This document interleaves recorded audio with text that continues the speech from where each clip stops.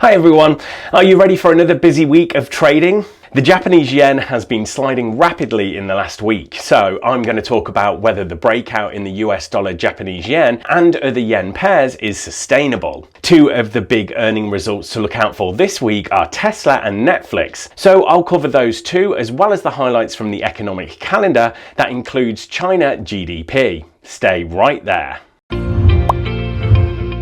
GKFX Cambodia presents the week ahead. So the timing of this drop in Japanese yen is interesting, with the country just getting a new prime minister. But in actual fact, the moves in the yen don't have much to do with politics in Japan. US dollar Japanese yen hit a 3-year high last week because of its correlation with US Treasury yields. When US government bond yields rise at a faster pace than Japanese government bond, known as JGBs, the yield advantage favours the dollar over the yen.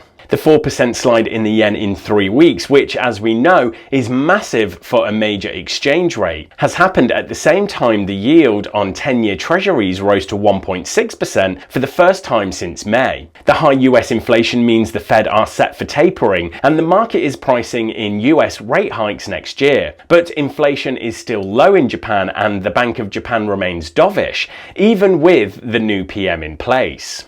Right, let's turn our attention to the equity markets. It's next week that the big wave of tech earnings happens, but things start heating up this week with Tesla and Netflix. What's interesting is that the shares of both these companies have been ripping ahead of their Q3 results, with Netflix up at record highs and Tesla back over $800 and its highest since February. I say it's interesting because if you look at the big tech stocks, they are all down somewhere in the region of 10% off their highs. Looking back over 12 months, both stocks have underperformed, so it's been a bit of a catch-up move. And looking out further out again, both Tesla and Netflix were massive leaders on the rebound from March 2020 and then just consolidated in 2021. What we could be looking at is the end of the consolidation, but earnings need to be strong to confirm a new bull run. Oh, and by the way guys, if you can please take 2 seconds to give a quick tap of that like button for the YouTube algorithm, as it really helps more people see these videos.